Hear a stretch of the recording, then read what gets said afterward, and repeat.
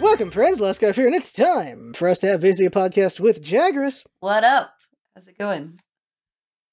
Hey, so it's been a while, and it's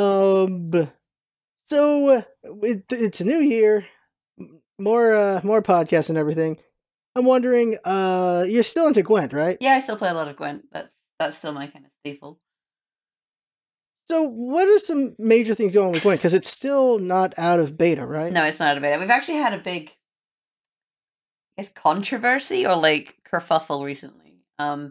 Basically, right before Christmas, it was about the 21st of December, or so 20th, 21st, they dropped a patch, and they wanted to update the game and change the engine, which would allow them to do more things with the game, because the way it was built previously was like, it limited what they could do in terms of their design space.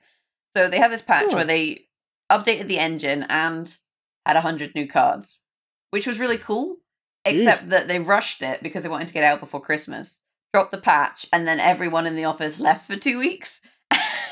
And so the patch was basically like super buggy, to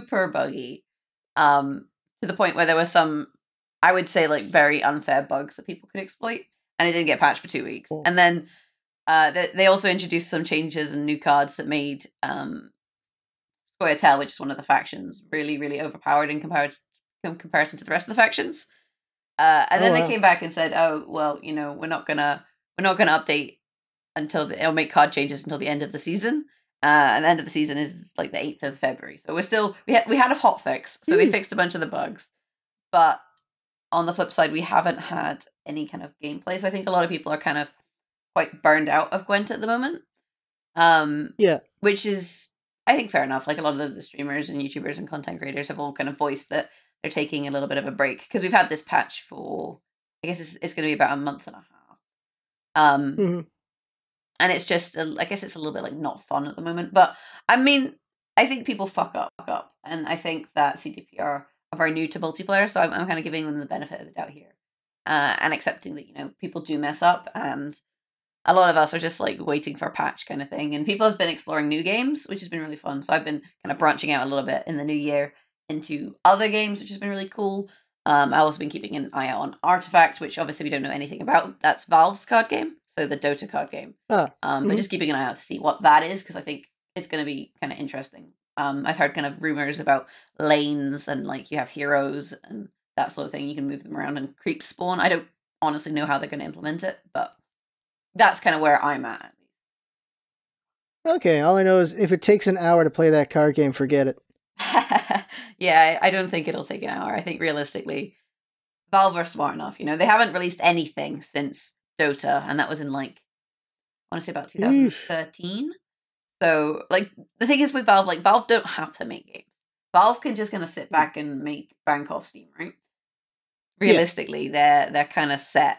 So I feel like when they do make a game, they can kind of afford to do whatever they like, or take as much time as they like, and make it the best game that they can. So I think not having those constraints is really going to benefit them, and also having the backing of Valve and having, you know, the Dota fanboys will come across. And I think this is probably the first card game that's likely to be a big competitor towards Hearthstone. Like, I think as soon as it comes out, you know, that'll be up there in the kind of Twitch viewer bit list and whatnot. You know, we can see already Counter-Strike Global Offensive is up there, Dota's up there, like things that Valve make do well. So I wouldn't be surprised to see it just jump right up the Twitch rankings. Because it's Steam, because it's Valve. There's potential there. It's also just, it also is a question of whether or not people are, I wouldn't say burnt out, but it's weird. There's only so many of a genre people will gravitate towards. Like in MOBAs, people, even though there was room for a lot of them, a bunch of MOBAs happened, only a couple survived. And it feels the same way for deck fight, for CCGs. Like, you got Hearthstone, you got Gwent. I think Gwent's like the best one out there after Hearthstone. And there's also been a couple other smaller ones like Shadow Realm and a couple others, but it really feels like there's only so many people are going to want to do. And so there is room for Dota. And I wonder how much of a competitor it's going to be. But then again, Hearthstone's been out for years. Gwent's been out, and some people gravitated to Gwent. Some people did not go to Gwent. And there are going to be people who are going to be hungry for something, so maybe Dota will fit that. the thing I would say is that I think people are probably getting a little bit frustrated with Hearthstone. Hearthstone's also really difficult to start playing right now because of their monetization system. Like, I haven't really ever been that much into Hearthstone. And, like, if I do try and play it, it's really frustrating to try and, you know, earn some packs and get a flavor for it without spending money, which I don't want to do. I think realistically, the reason that there's been no competitors is because of how big Blizzard is. Like, Activision has so much money. I think they have more money than God at this point. So they can just kind of throw money at things in terms of advertising and promotion and that sort of thing. Because, like, you're talking about MOBAs, and I guess the first, giant MOBA was, like, League of Legends. And that was, like, because it was kind of new. Well, it wasn't really new. It used Defense of the Ancients from Warcraft 3. But it was the first standalone, right? And then in terms of the competitors that have actually been successful, Dota 2, because it was made by Valve, and I guess it's more difficult. And then Heroes of the Storm, which was bankrolled by Blizzard. Because, like, I think if a game has money behind it, it's easier to compete. Whereas we've seen a lot of CCGs come from smaller studios, like even Gwent, which is from CD Projekt Red, which is known for The Witcher. CD Projekt Red is only really successful because of The Witcher 3. You know, that was their first kind of big mainstream success. So even in terms of scale, I would say they're a lot smaller than the likes of Valve and Blizzard, you know? So as a result of that, which both have, you know, multiple multiplayer successful games under their belt, I think that this is the one that potentially will crack the market. Obviously, it depends on gameplay and stuff, but I think also it's going to be the one that's, it needs to be different enough from Hearthstone, because the problem is a lot of the games that have come out, they use mana, and you have curve, and so they're too similar. And Magic the Gathering is popular, but Magic the Gathering is popular as a real-life card game, so like a physical card game, as opposed to an online card game. So, you know, and I think that they're not going to try and branch out too much online, because if you start encouraging Magic players to play online, then you're fragmenting your player base, and then people are less likely to buy cards in, like, physical cards, and at the moment they make, like, crazy money selling physical cards. So, like, Magic the Gathering, I'm not entirely sure how that's going to work out, because they do have the Arena one. But I think that Artifact is likely to be a big contender when it comes to the CCGs. That doesn't mean I'm going to stop playing Gwent. Like, I really enjoy playing Gwent, but it's definitely something I want to kind of dip my toe in and dabble with and kind of see how it goes. And that's true. And the Dota one, it's going to be more, they're going to try to make it feel like kind of like a card game of MOBA anyway, so it's going to be a different kind of beast as well. Really, I am curious how that's going to go. I don't know, I just feel like it's not like the biggest market, except it kind of is, because when there was no Hearthstone, what was there really? It was just Magic. Yeah, and the thing is, it's a huge market on mobile. So once you also get your PC release and whatnot out of the way, you can then branch out to mobile, potentially on the Switch, for example. Although I know that updates on consoles are kind of a pain in the ass. Like, I think that because you have to jump through hoops with Nintendo or with Xbox or with PlayStation, typically people will go for PC and mobile, but mobile is a huge market, especially for games which have microtransactions, which, you know, card games generally do, because they have kegs.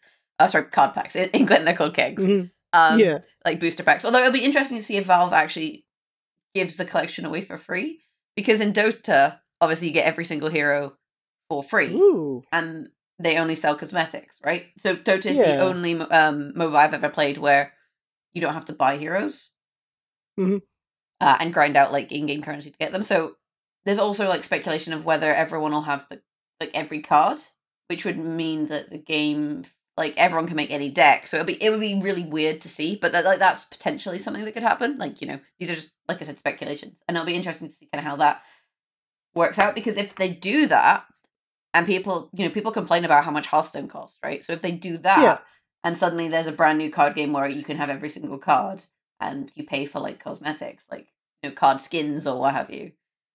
Ooh, yeah. You know, you can see that instantly just getting a player base, because free-to-play players will be so happy. Yeah, it would be amazing to have a CCG where you just have every card from the get-go. And they make all their money from like sleeves and just like from cosmetics. Because if they have, like, say, Gwent's animations for the, what are they called? The premiums.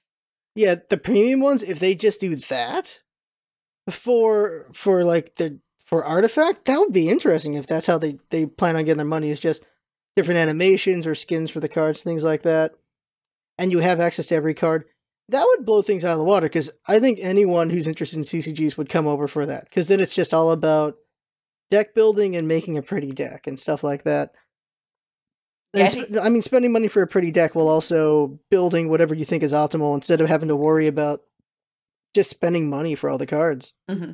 I think people would complain about net deckers, because I guess people already complain about net deckers, but the caveat is that no matter what. Not everyone has the cards to make every deck in a lot of games. A lot of players do, but not every player. So that maybe keeps meta decks, should we call them, in check. Whereas if everyone has every card, everyone can make every deck. But realistically, I think like people are going to share information, right? Like I make deck guides on YouTube, so as far as I'm concerned, like I would say net decking is fine. But then I realized that that's because that's like kind of what my YouTube channel is all about, is providing decks for people to build. But realistically, like people are going to share information. Like if you and me were playing a card game, and then you'd be like, "Oh, Jag, what's up? How's it going?" And I'll be like, "Oh, I'm playing this cool new deck. And this is what's in it." Like at that point, does that make you a net decker because we've talked about decks? No. Well, like if I queue into a game and I see someone playing like a cool, let's say cool monsters deck, we use Gwent as an example, and I'm like, "Oh, that's a great idea. Like maybe I'll try out that sort of deck," and then I make a similar deck because I can see the cards that he's played. Like I have an idea of how the deck works. Is that net decking because you didn't originally decide to build that monster's deck? It's only because you played against it. Like I think it's one of these issues that people kind of love to complain about, but personally, I think it's kind of dumb. Like, I think net decking is fine to an extent because you still gotta know what the heck you're doing with the deck. But it is what drove me out of Gwent at the same time, because I saw the exact same deck way too many times. I'm like, okay, I'm done. Like, it was I can't remember, what's the blue deck called? Northern Realms. Yeah, Northern Realms. It was Northern Realms and Skellige.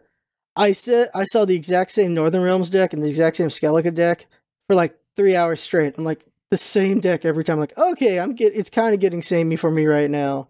Probably like, and then Northern Realms Armor and Skellige Discard is what I would say is probably the ones you're seeing, if it's those two together in the meta. Which is funny because like at the moment neither of them are particularly like high tier. It's all about Scoia'tael. That's funny because Scoia'tael was crap for the longest time. Yeah, it's kind of interesting how it shifts. Yeah, like this is why I think net decking is fine, depending on how big the library is. Because if there's a big enough library, then there's a lot of decks that can rock paper scissors each other. And I just felt like Gwent, because of how they're starting out, so they're limited in their library, and so you're guaranteed to see the same decks kind of often because of that. If a lot of people are net decking, which is like the one advantage when it comes to Hearthstone, is because there's so many freaking cards. That is not as much of a worry. Yeah, and so it will depend on. So it'll depend on how big Dota's library is, but also the way the game plays. Like if the game just plays different than we can even imagine. And even if there's an optimal deck, it still might depend on gameplay of how you do the deck. So that'll be something to see. Yeah, I feel like there's probably going to be a fairly large tactical element. It's not a case of, you just play cards and their effects trigger and that's kind of it. Like, I feel like if you have lanes and stuff, it may be the case where you can move so you have champions, which are cards. You can maybe move them between lanes, and you have items that you can trigger to do things. And you have to I'm wondering how much, like, I guess, like, micromanagement there'll be in terms of once your cards are played, how you kind of utilize them and stuff. And whether, like, if they kill one of your cards, does it respawn? Because, champions in the game, or heroes, or whatever they're called, they respawn. So I'm just really intrigued. Like, Artifact is definitely a game that I would say is on my radar. Yeah, it really depends on how they go about it, because the way of Dota is it's rock, paper, scissors within itself, because there's so many items and so many heroes and so many strategies. The idea is there's just so much in there that a meta will form, and then a counter meta will form, and then a counter to that counter meta will form. And so there's like a cyclical rock, paper, scissors going on within the game, and they only make major adjustments when something's really out of whack. That's how Dota is. So if they make the card game robust to that can happen there as well, then they'll probably be fine. And it'll be fine if people net deck and stuff like that, because there'll just be so many ideas. This is where in like ranked, for example, you have like a draft phase where you draft your champions for that deck. Like maybe you have a core deck, and then you have a draft phase versus your opponent where like you both ban certain cards and then pick certain cards. That would be like, how similar are they going to go to a Moba? That's what I'm always wondering is like, will they implement this? Will it just be kind of a standalone where you queue your deck, they queue their deck? Is there going to be kind of competitive options? Like, I think it's going to be really interesting to see exactly what it is Valve's choosing. But we don't know anything. That's the like most frustrating part. There's only so much speculation and such, and I guess we'll really see. There's like no announcement for any plans or anything, right? They're working on it. But yep, they've like done the little teaser trailer. I think they did it at the International, so at their big Dota tournament, and then since then it's just like zip. I mean, there's been some like esports teams being like, "Oh, we're gonna have a Dota team." Also, sorry, Artifact team. But like, of course you are, because it's a Valve game, so basically guaranteed to be successful.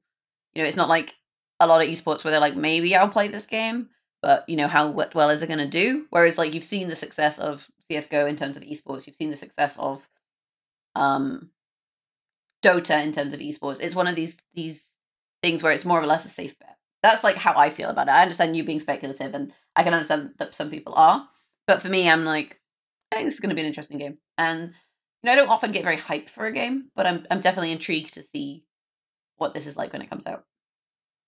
Yeah, like it is Valve. Valve has made good stuff, and when it came to Dota, they threw all the money they needed until it worked out. Yeah. And that's what they can do. They can throw all the money they needed at Artifact until it works out.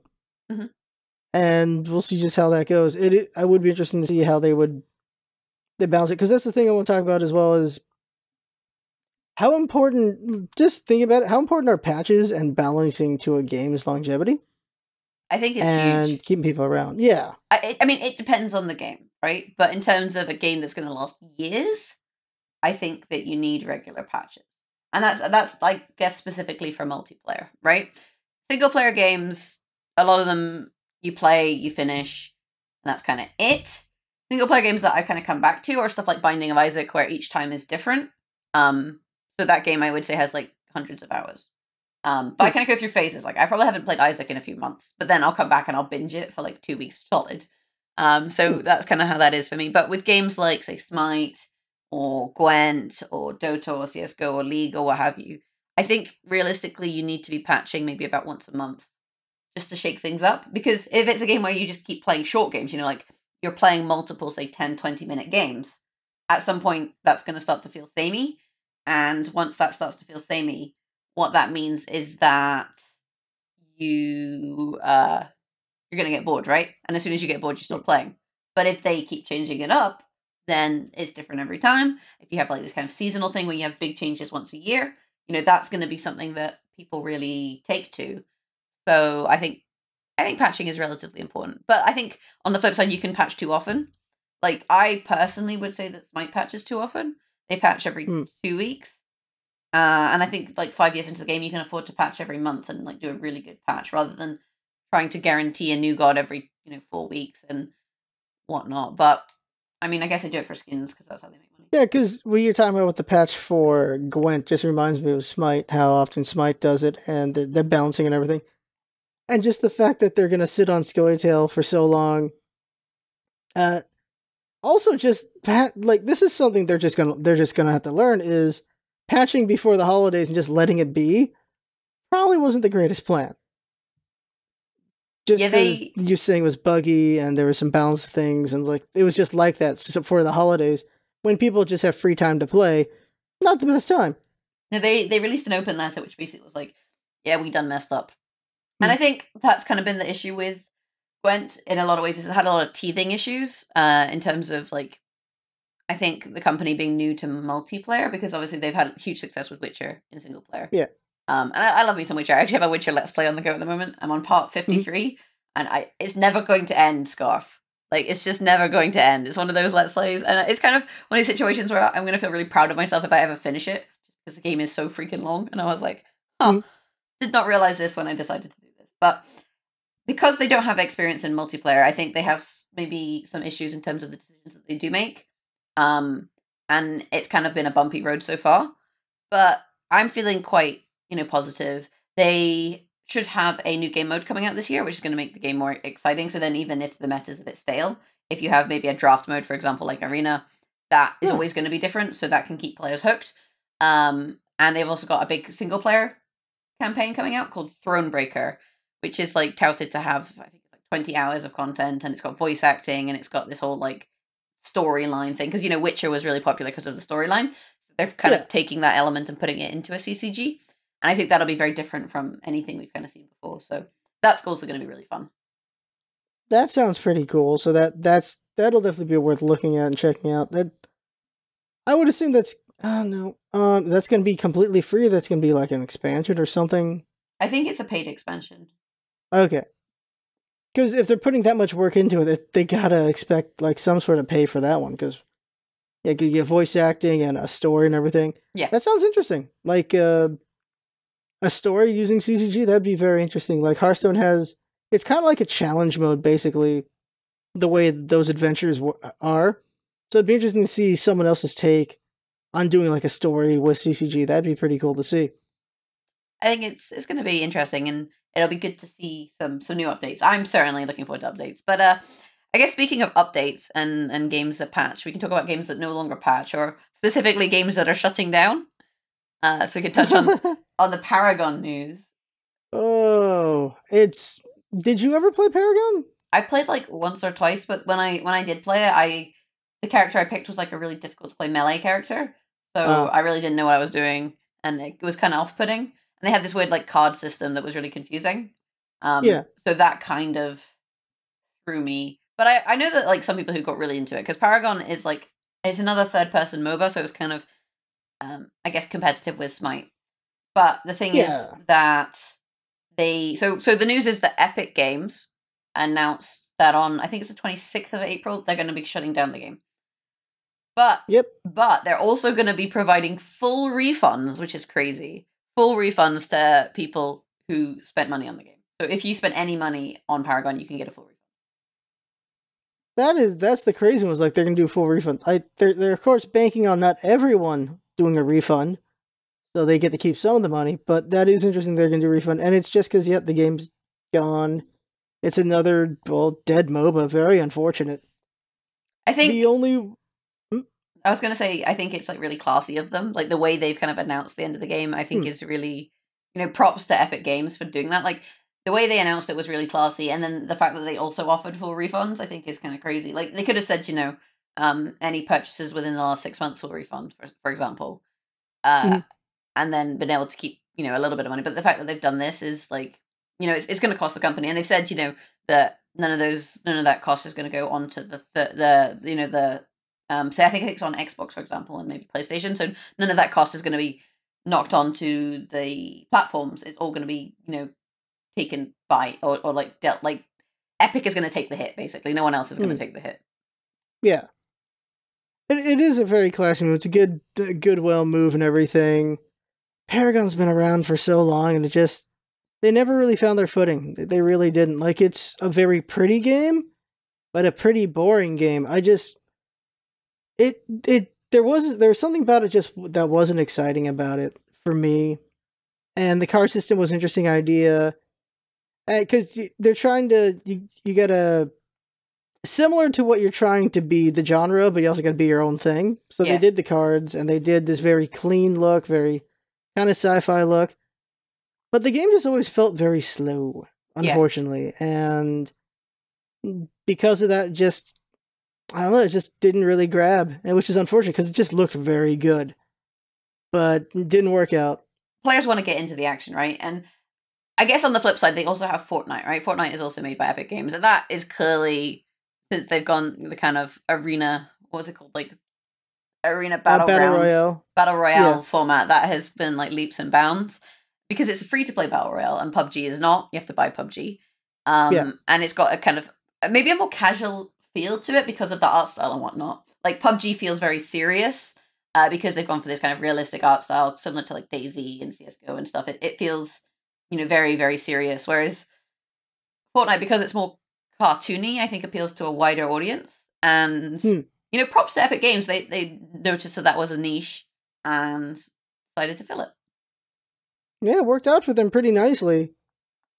And yeah, so I would assume they're just moving assets towards Fortnite and probably working on whatever comes after Fortnite as far as their next game they're going to do. Because yeah, Fortnite does have people are interested in the what's the word? The Battle Royale Fortnite, and also just the Fortnite original as well.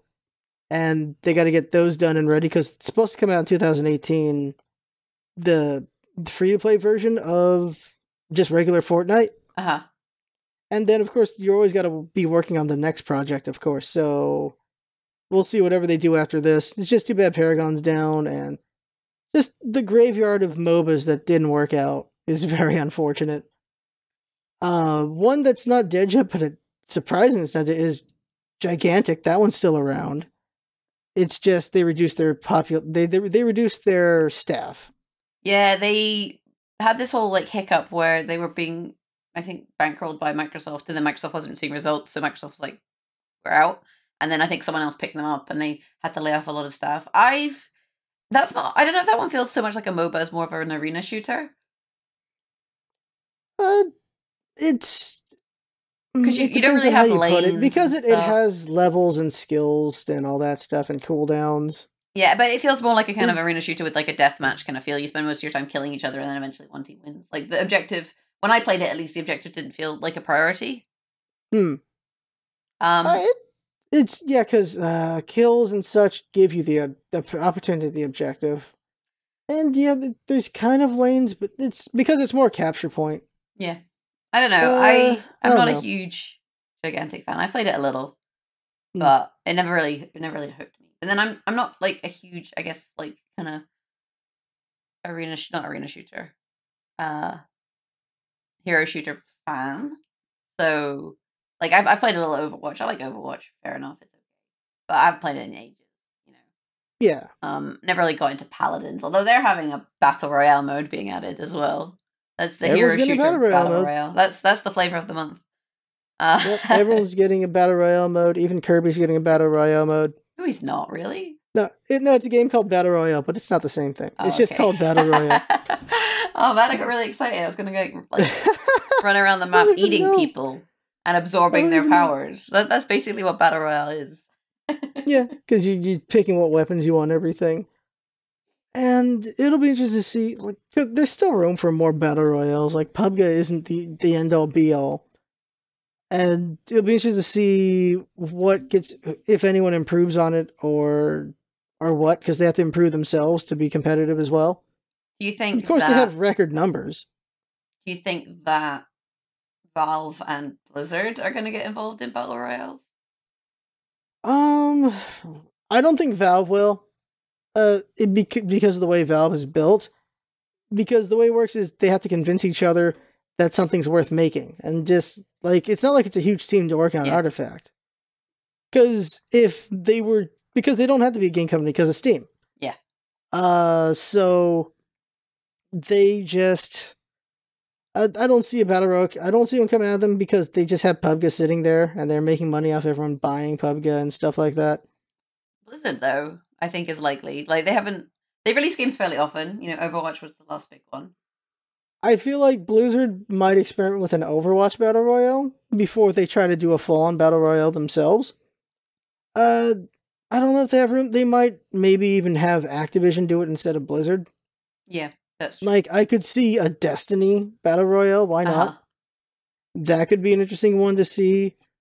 Or just, if Blizzard did, I think Blizzard, they're going to have to work on something after Overwatch, of course. There's got to be another new project. And just Blizzard Heroes Battle Royale would be a curious idea.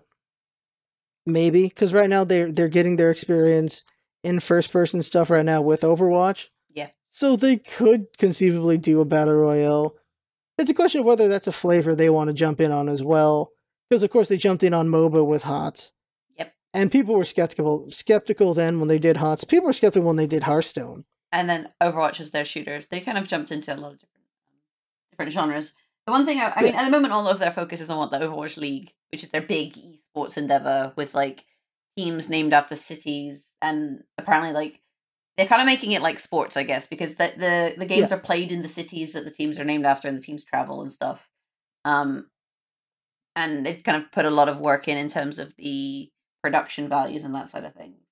But the thing is, Overwatch is just really boring to watch. That's the problem. Like, it looks great. It looks fantastic, but it's so dull.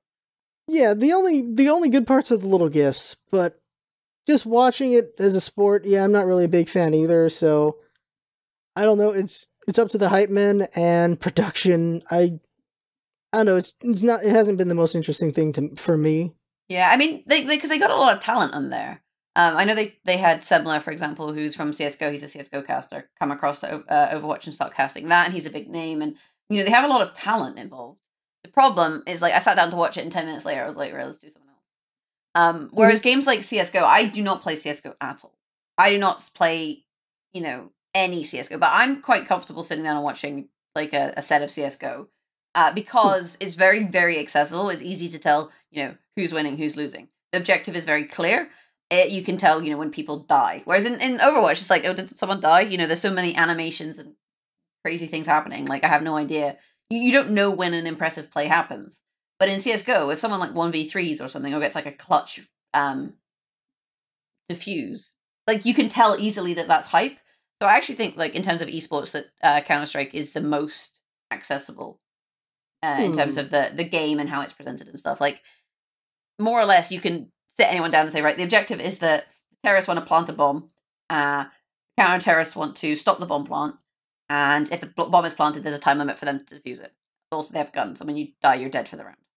Like, that's all you need to tell anyone, and they'll get it, It's why, I guess, football is so popular, because football is like, right, here's 11 guys, they want to try and put the ball into this net. Here's 11 guys that want to stop them and try and put the ball into their net. Go. Like, you don't need to know all of the intricacies. You don't need to know the offside rule. You don't need to know that. You got the basics and you're pretty much good to go, right? And I think with Overwatch, it's just like they've put in all this effort, but it's very hard to follow. It's kind of boring. It's the same problem that I'd say League of Legends has, is that there's so much color going on, you don't know what's happening. And also just because everyone can look the same, especially with Overwatch. They can try to do color stuff, but it's just not enough. I don't know. There's not enough color difference. Yeah. Well, as CS:GO, Terrace and Counter-Strike, they just look very different. They look very different, so you can tell who the heck is who at all times, and that helps out a lot. Yeah, I think it does. And it's also very simple. Like, Overwatch, because they have all these different abilities and ults and stuff, it can be very confusing for a new person. Like, I don't have a clue what the new heroes do. There's like a robot, I think. I vaguely know what the hacker does. What's her name? What was it? Suddenly I'm forgetting this, but the fact I should know this. Shoot, Arissa's the robot. This is what I mean. She came out a year ago. How did I forget her name? I don't even know what she's called. She's called the hacker Chica. Sombra. There you go. There you go. Sombra. And the newest one is Moira, and before that was Doomfist. There you go. See, I didn't know those two existed. And I only remember Sombra because Ozworld, he does like parodies. He has a Sombra song to the tune of Toxic. So it's dear! And I was like singing it in my head. That is why I know what she's called. Okay. So it's one of these and as you add more characters, it just gets more complicated. Whereas I think with CS:GO, I have no idea. Like the things that they patch are like they change the rotation for competitive maps. They adjust the guns a little bit, so some guns have more damage than others, and the way that they spray and stuff is different. And I think I guess they must add new guns at some point. I don't even know what they do to patch. On a casual side of things, it's been the same game for at least 20 years. I swear to God. Like, visually it looks like it's just they've just been playing the same game. I don't really know what they add to it because I've just always casually played it. It just feels like it's the same game. In a casual for years perspective, you have like workshop maps and stuff, right? So you can always play different maps. I mean, you have like surf maps and all sorts of different crazy types. So it's kind of self-sustaining. Like, how much do you need to patch when the community is making content for you? Mm-hmm. And then I guess that's one of the things that's worth considering. It's such an interesting gameplay loop, though. What CS:GO is, or just CS, is just the really quick rounds of, well, depending on which mode, like they go in, a bunch of people just die, and then it just ends within like a minute. Okay, round 2, round 3, round 4, because it's like it's first to 15 or like first to 14. I can't remember. Like you just do a lot of rounds. First to 16 rounds. 16 rounds because it's best of 30. So first to 16 rounds, and you swap halfway. Yeah, so it's they're very quick. It's a lot of rounds. You sometimes have these really crazy moments, and that's the good parts of it.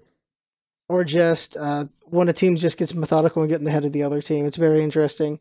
I think also that the way been like that for years. The economy is set up in terms of earning guns and stuff. It's got comeback mechanics because I think after like 3 rounds, after 3 rounds, like even if you're losing, they give you extra money so that you can then have a round where you have guns to try and get back in, and then you have to make kind of tactical decisions in terms of how much do you spend this round versus how much do you save for later rounds. Because obviously spending a lot in a round gives you more chance to win, but saving for later rounds means that if you do lose, you're not completely scuppered. So I think like after a certain number of rounds, if you're still losing, that gives you bonuses. But then there's things that can happen where you lose that many rounds, you get the bonus, you win 1 round, and then that's meant to like snowball on to win more rounds, but then you lose again, and that can put you in a really bad position. So there's actually a lot of tactics involved in terms of the economy, and the way that the game is designed is really good to allow for comebacks, which is exciting to watch. That's a good point. I forgot about holding money for later rounds and comeback mechanics. I forgot about that part of it. Yeah, there's an economical side, which is pretty interesting. But it's also skill. Like, if someone can just rule with a pistol, holy crap. Yeah, and you can tell also when like people are skillful, just from a casual perspective. Like, if someone does a crazy play with a pistol, you know that that's impressive, right? For danger. Holy crap. Because some people are just really accurate, and they can just land it. But some people, there's like a weapon that they're just really good with, and they'll save up for it, and they can do work with that. That's the other thing is, if you got players who are just really that good, you can have them be the one that spends, and then someone spends the next time. Or maybe a team's just, everyone should spend a little bit for whatever these things, and that works out for that round. Or you just have a bad run where everyone spends, and then they get beat anyway. Yeah, like there's also tactics involved, but realistically, you don't need to know them as a viewer. Yeah. And I think the commentators are also very good at kind of introducing that.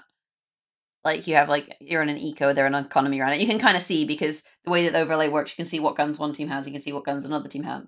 And if one team's guns all look like pistols, and the other team's guns all look like rifles, you don't even have to know specifically what the guns are, but you can still get a flavor for which team is on a advantage versus which team is on a disadvantage. Yeah. They're just very interesting just seeing, just how the rounds go, yeah. That's CSGO for you. And they've been like that for a long time. It's worked out.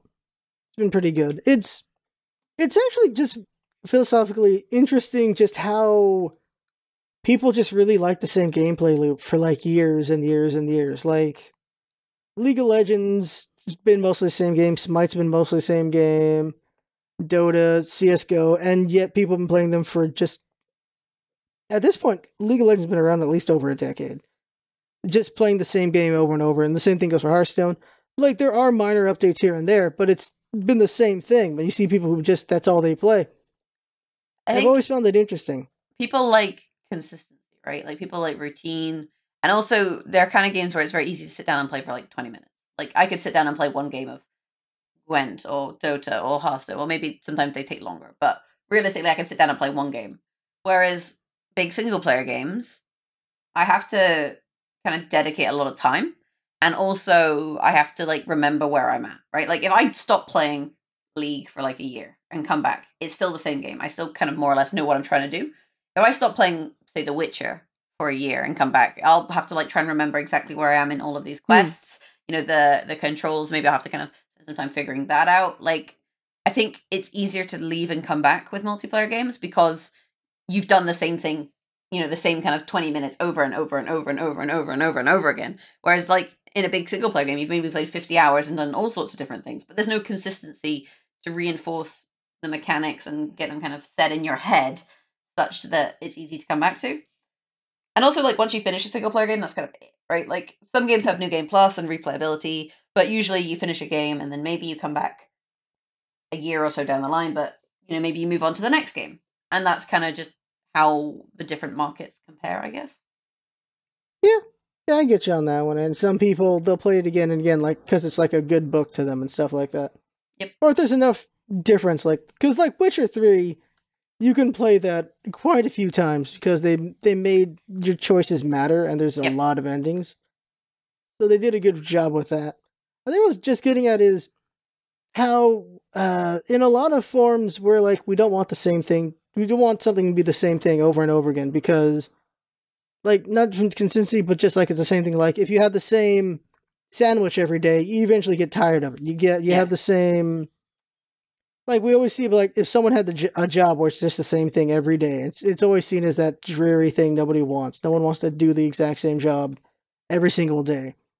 But when it comes to games, we're fine with that. But on the flip side, I would say no one wants to do a completely different job every day. Like, I wouldn't want to be like, today I'm a vet, okay, today I'm a doctor. Like, you need a certain level of consistency, and that's why these multiplayer games do well, because they have consistency, but there's always like a certain amount of variety, and because of updates, there's enough variety that it feels familiar, and people like things that are familiar and consistent, but with enough variety that it doesn't get repetitive.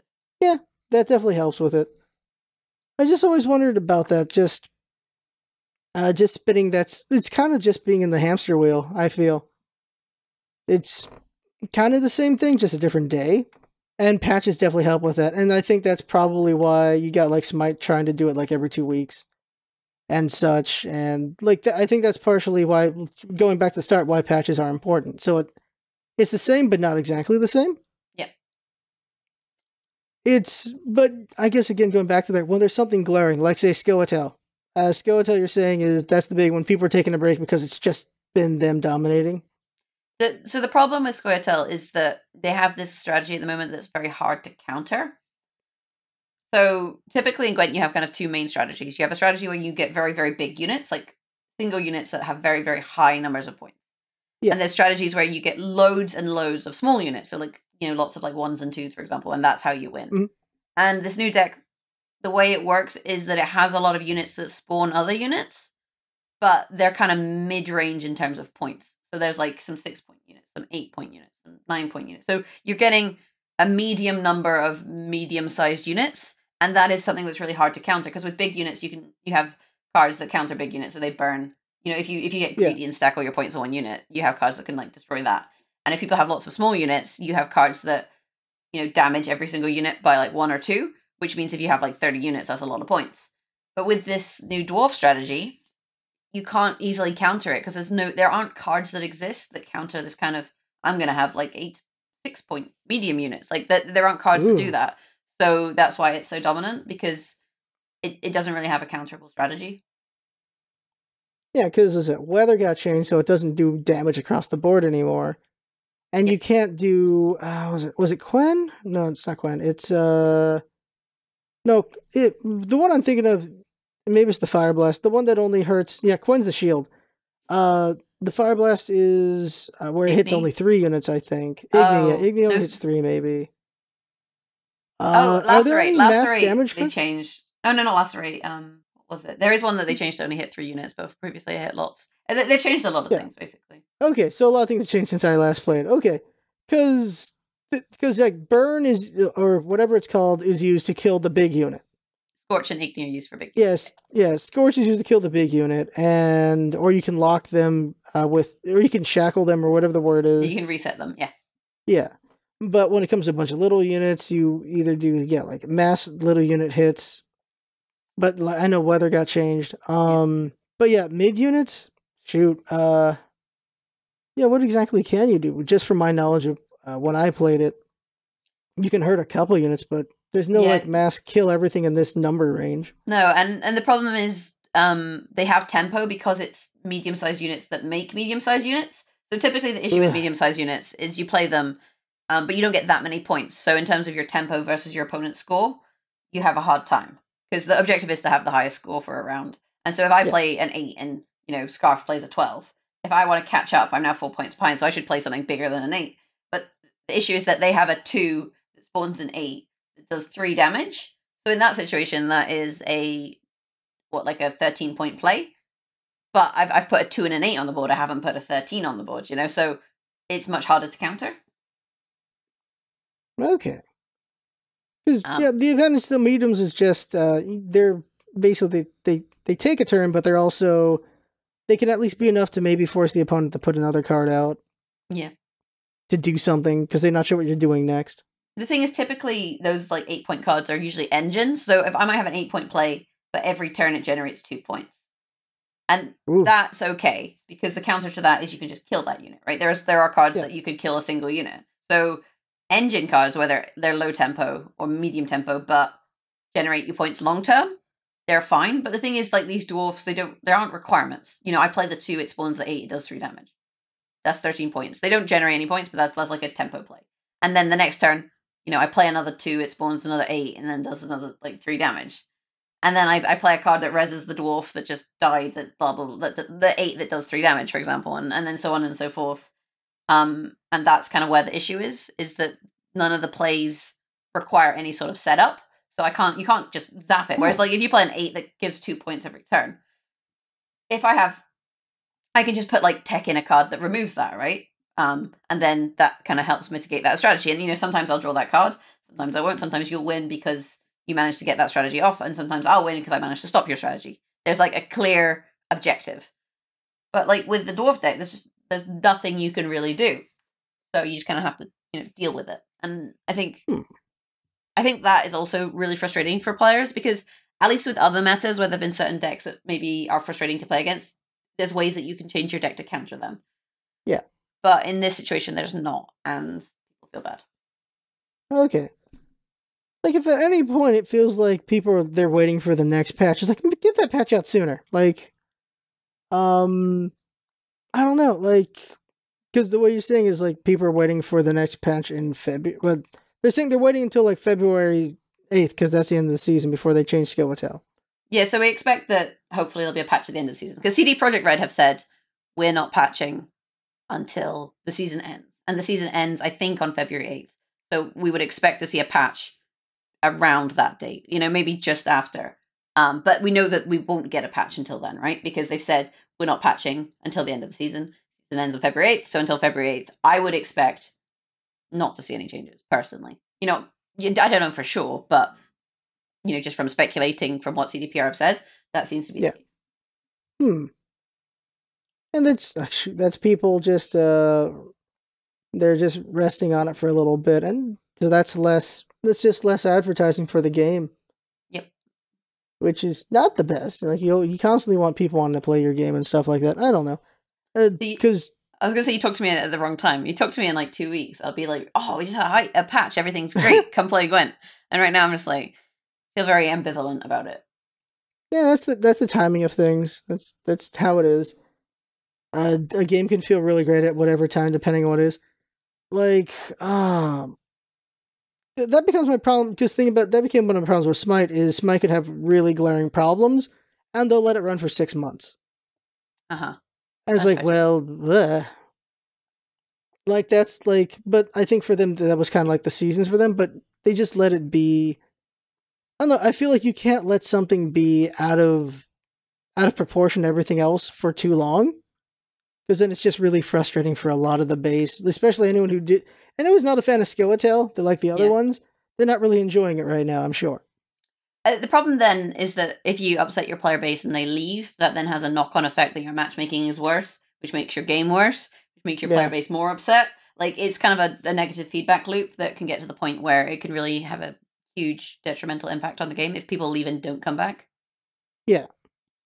Because if I stop playing Gwent, I then have time to, like, find a new game that maybe entices me, for example. And then at that point, you know, if that game entices me more, then maybe even a big patch might not bring me back. I mean, I don't think I'm, like, a good example because I'm a content creator, so, like, I quite like playing Gwent anyway and making content, and I'm always excited for patches. But, you know, for your everyday casual Joe, that is definitely something that could happen. You know, they could stop and then start trying something new. They're like, and then get into whatever new game they've started playing and just not come back at all. Yeah, that's the thing that happens. It's breaking the habit. Yep. Like, they just like, oh, hey, I have all this free time to play these other things, and then they just find something that's more enjoyable to them, or just as enjoyable, but it still got their interest in, so they're not coming back. It's a crapshoot. Like, things can just not work out. Ideally, it is you're trying to get a balance where everything feels fair. Yeah. That's the ideal balance. And you're gonna have your community, there's what the developer feels fair, and what the community feels is fair. Yep. And it's like this argument between both. And then in the community, it's like what the pro players feel is fair and what the casuals feel is fair. And like Blizzard's way of doing things is whatever the community feels is fair is what they'll do, even if it's actually not optimal. Uh-huh.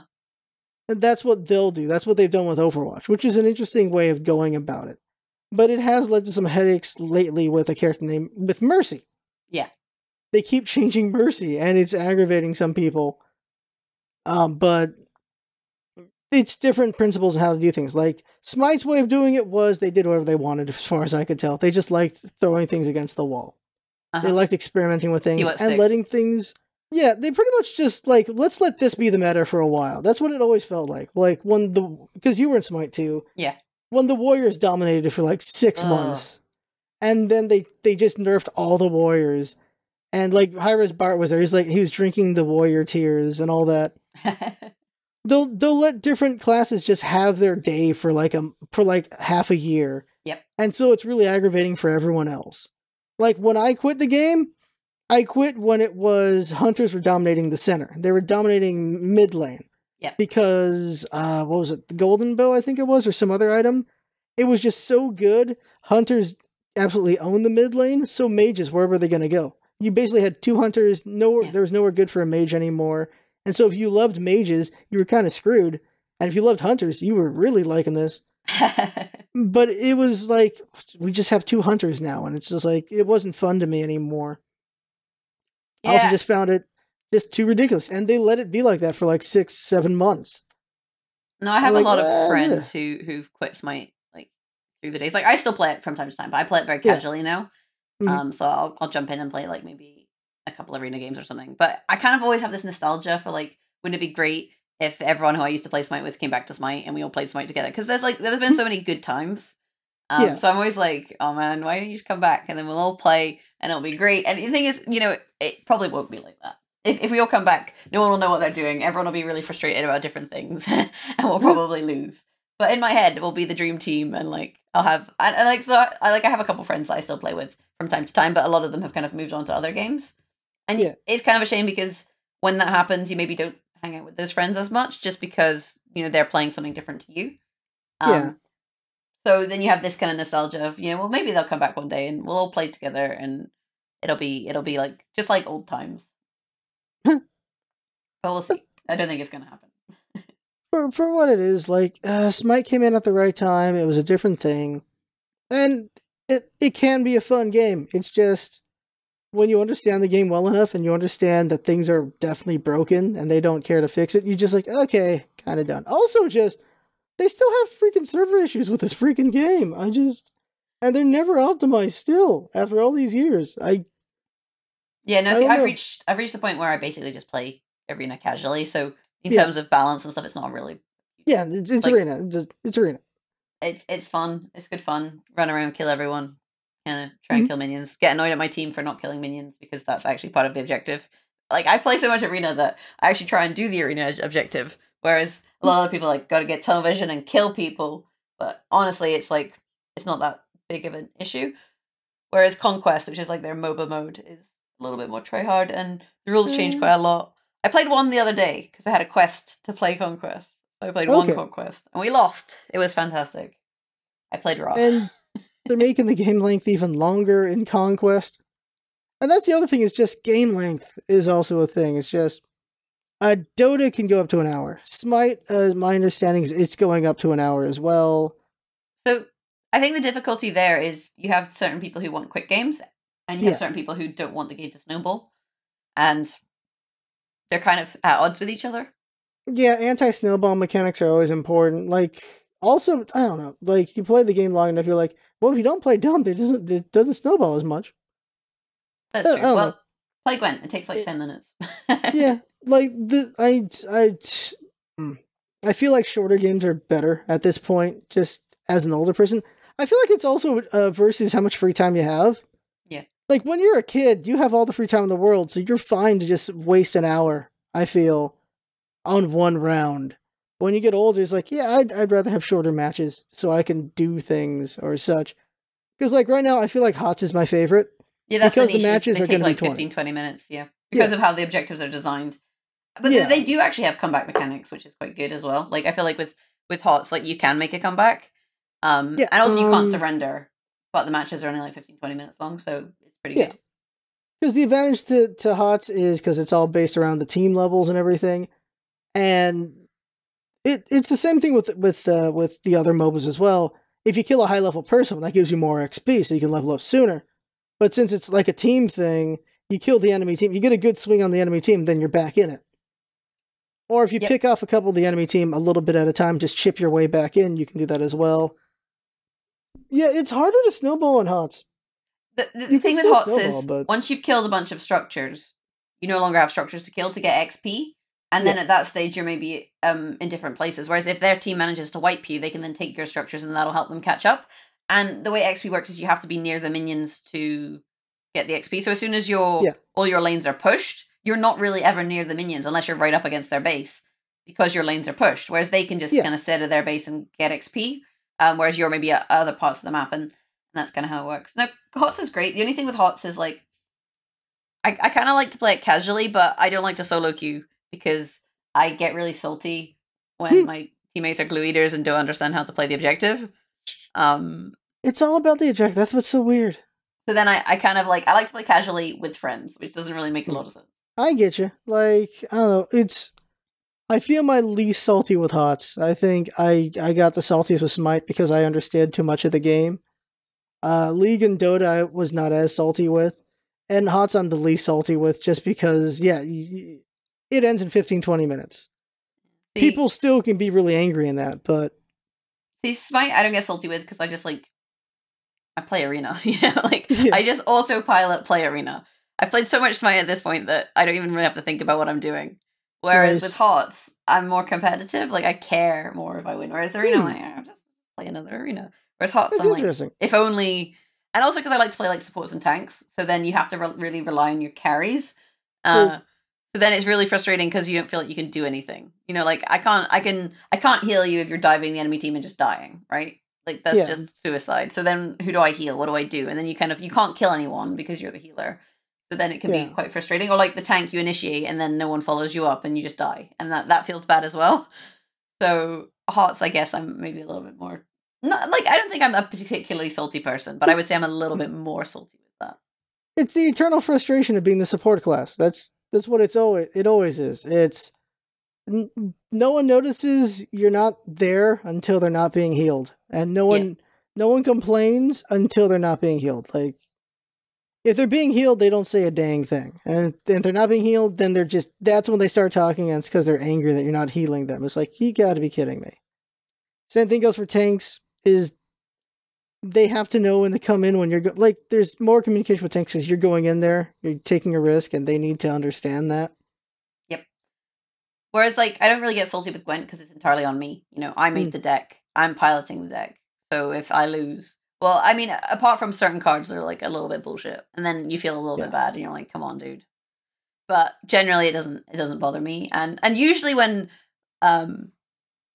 something crazy happens that causes me to lose, I think it's hilarious. I'm like, you know, well played by you. I totally did not expect that. Like a lot of the time I'll lose and I'll think it's hilarious. And I think that's a kind of a good place to be. But also I guess the games only take 10 minutes, so you lose one and it's like, you know, what have I really lost? Whereas I guess with longer games, like you were saying with Smite and stuff, if you play a 60-minute game and lose, it kind of feels bad. Yeah, it's very draining. It goes back to also just Battlegrounds. You can go back to that, like you can do like a 40-minute game in that, and it's like, okay, do I have another 40 minutes in me after that? Because it can be exhausting how tense that game can get. You get to like top 8 or whatever, and you just get frustrated that you got picked off right at the end. Yeah, I've gotten second so many times. I'm like, okay, I can't play another round. That was too dang draining. Just getting that far, all this intense hiding and looking around and waiting and shooting people is like, okay. Yeah, okay, can't do another round. Can't do another 40. I guess on the flip side, you then get that elation, like, you know, the high when you do get the chicken dinner, like when you do come first. And I think that's what keeps people hooked, is they're kind of chasing the euphoria of being the best. Because, like, being the best out of 100 people feels kind of good. Even if it's because you got lucky or you hid or whatever. Yeah, it feels good. And I think people that's what keeps people coming back, is, like, kind of chasing that. And the fact that you can go to different places to start with. Sometimes you get lucky and find good things. Sometimes you don't.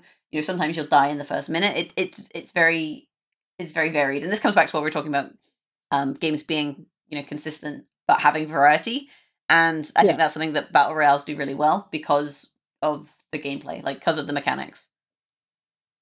Yeah, it's the same thing, but it's also very different because of the luck and just how things can be and just the people you're playing with. The biggest advantage PUBG has is it has a huge population.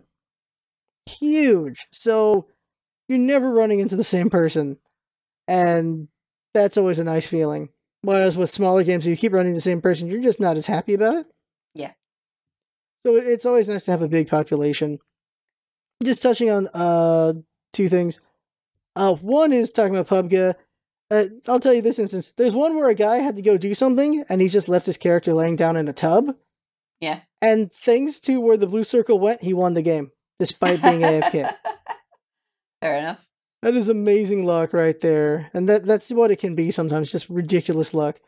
With Gwent, that's the one thing I really liked about Gwent, is there's so many little tricky things you can do. That's always been a fun thing I liked about Gwent, is all these little tricks and ideas. It's also just learning that those are things that can happen, because sometimes you just screw yourself over not understanding the interactions. Yeah. Oh, I make misplays all the time. That's kind of part of why it's fun, because you're always learning as well. Yeah, and that's what's really cool about it. And I think that's kind of why I got frustrated with NetDeck. We're seeing the exact same thing, because I'm like, well, I'm not seeing any growth here. I'm just seeing the same thing. Yeah. And it's not as interesting or as fun. Mm-hmm. And that's the thing is, what's the word? Emergent gameplay, I guess is the word.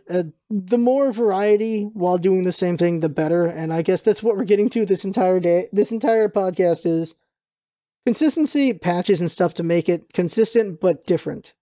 Yeah, I think that's a good kind of conclusion to this conversation. Yeah, because I was just thinking of all the directions on that. But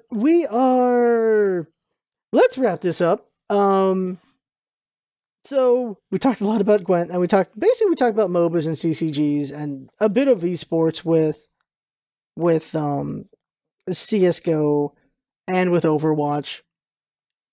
And where I want to wrap this up is this is an interesting one, just to end it out. Do you think esports could ever hit the same level as regular sports? Because they did try to get into the Olympics. Which I cannot agree with. I think realistically, you should keep esports and regular sports separate in terms of their competitions. But I think that esports is a huge industry. Like gaming on its own has become a huge industry, to the point where I wouldn't be surprised if it makes similar levels of money to sports. And you have some sports that are smaller but popular in certain places. Like in Norway, skiing, like biathlon and downhill skiing and snow sports are all really popular to watch, and the Norwegians do really well. Like in America, NFL is popular, but not really popular anywhere else. And then you have these like kind of global sports like football. And I think that's always going to be the case with esports as well. You have like niche esports that certain groups like, not necessarily based on location, but certain groups are into. And then you'll have these more overarching esports like Counter-Strike and like League of Legends, which maybe appeal to a wider range. I don't know if they'll ever be on the same level, but realistically, I don't see like gaming getting any smaller as time goes on. Because my one thing that's really weird about this, because we're doing games, we're playing games here. There's a lot of different kind of games. Some are more strategic than others, and some are more reactionary than others. But I feel like if it really wants real legitimacy, it doesn't have to necessarily be an Olympic thing or anything like that. But I feel like if it really wants real legitimacy, I think it needs better sportsmanship. For damn sure. So it's not seen as just a kid thing. Yeah, I think you also need like regulating bodies. The problem, I guess, with gaming is that the regulating bodies are the developers, right? Because like you don't have developers for football, so then maybe that's where it gets tricky. I don't know. I guess it'll be interesting to see. But I think there is a clear distinction between sports and esports, and I think it's good to compare the two because there are similarities, but you also have to be realistic in that regard and appreciate the differences too. I feel the problem is a lot of people feel in esports itself, and just casuals feel, that esports has to be compared to sports and has to meet the same thing as sports to be taken seriously. And in some ways I agree, just because I feel like it could have a better atmosphere if it was. Because they are doing some regulations, like with Overwatch, while on stream, a player like flipped off their crew because they're doing a sound check. and that was caught on stream, so they got fined for that. Oh, so you have to maintain a certain... Yeah, they had to maintain a certain demeanor, like sportsmanship kind of thing going on there. Because the one thing I feel is the big difference between esports and actual sports is there should be a bigger female presence, and it's not there. I think this just comes down to the anonymity of the internet, and you can kind of do and say what you like. Whereas, like, if you're at a sporting event, you're there, so it's not quite the same. And I think there is still, though, there's issues with sports with like males versus females, like in football or soccer, for example. That's why I feel like esports could be different and actually have an atmosphere for females to be there, because it's not just about muscle. I think it's a huge kettle of fish, though. Like, I don't know if I want to take that lid off just yet, because otherwise we'll be here for another hour at least. Yeah, it's true. We could be another hour. I just feel like we could do better with esports because it's still so young. Yeah, I agree. If we make esports a boys' club just like sports, then what the hell? I think that there's a lot of people trying to kind of change that, and I guess the one thing I would say, if I was going to say one thing, I think the one thing when it comes to kind of not having a boys' club and whatnot, is that gamers as a community have to actively shun the people who make it like that. Like, if there's enough of a repercussion to someone saying sexist or racist things or what have you, if we basically as a community say this is not okay, ban them from streams, report them in games, have good systems where these people, there are repercussions and they are actively shunned, I think at that point, that's when you'll start to see more diversity. But realistically, at this stage, that's not where we're at. Yeah. Which is unfortunate. That's what I would say. Because I feel like it has to be from the start. Yeah, and like there's definitely opportunities to do it, kind of going forward, and hopefully we'll see kind of better things in the future. Yeah, because it's just something that sticks with me, because like esports is still young, it could be better. Because one of the excuses used for why there's no female players in the Overwatch League, like there's none, is they don't want to be seen as a publicity stunt. Oh, don't get me started. I read this, and like you can just say, currently we feel that of the players that we have the best competitive players, and if we found a female player who we felt was strong enough, that would be great. But instead they said, oh, well, we don't want it to be seen as a PR stunt. And also there's issues with like cohabitation. If we that's a terrible reason to be like, oh, well, we can't have any girls because what if they have to live with the boys? Oh no. Like it just makes that annoys me a lot. But I think hopefully going forward we'll see some improvement. And I think there has been a lot of kind of people commenting on that. There's also been people commenting on the diversity of, say, like the Overwatch League. And I think diversity is important, but I think it's also important to have the best people for the job. Yeah. And if it so happens that, like, I wouldn't hire someone just because they fit a diversity checkbox. Like, if they fit a diversity checkbox and are also really good, then you should hire them. But diversity shouldn't be an excuse for lack of skill. Yeah. It's just kind of weird that London's just a full team of Koreans at the same time. Oh, that is hilarious. But this is coming from someone who does want to work in the industry. Like, I would love to work in esports. Yeah. And yeah, London is a team full of Koreans. But like, Arsenal, like the football club, they're probably not all British, are they? Like, if you look at football as a comparison, it's not the same. So I think it's okay. You can do the same thing with just NFL. Like, it's not like it's local talent. Yeah. Or I guess baseball's better. They do bring in Japanese players and stuff. Like, they bring in people from around the world, like Puerto Rican and Japanese players and Dominicans.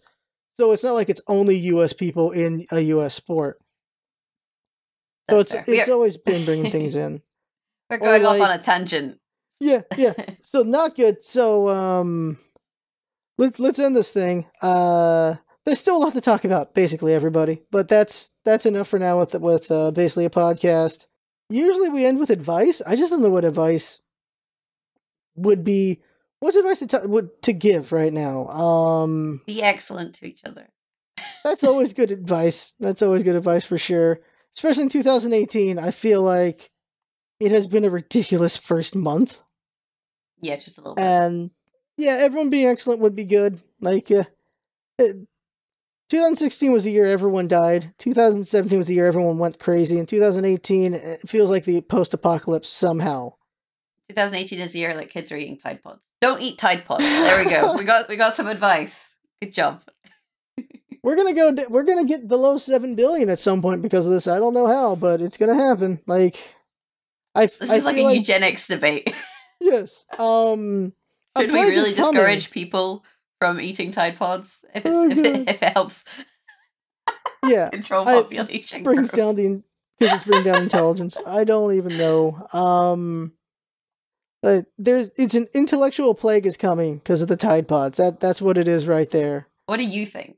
Let us know in the comments below. How many Tide Pods should you be eating? Oh, to have a balanced and varied diet, should we also eat like Ariel pods and Persil pods and dishwasher tablets? Like, what is the recommended daily allowance of Tide? Somebody tell me. Don't eat poison, people. Don't eat poison. I think that's good advice. That's good advice. We found a good stopping point. There's the advice, everyone. Don't eat poison. God. There you go, everyone. We've had basically a podcast with Jaggerous, who can be found on Twitter, on Twitch, on YouTube. Is it all Jaggerous on all of those? Yep. Like it'll be in the description. Easiest. Yeah. Jaggerous, at Jaggerous, twitch.tv/Jaggerous. Like, I'm very easy to find. So, lucky you. So we found all this place. It'll be in the description down below. And so that has been basically a podcast. I had fun talking. Thank you for Jack for coming by. Hope you had fun watching and listening. Yeah. So thanks for coming by, everybody, and see you next time.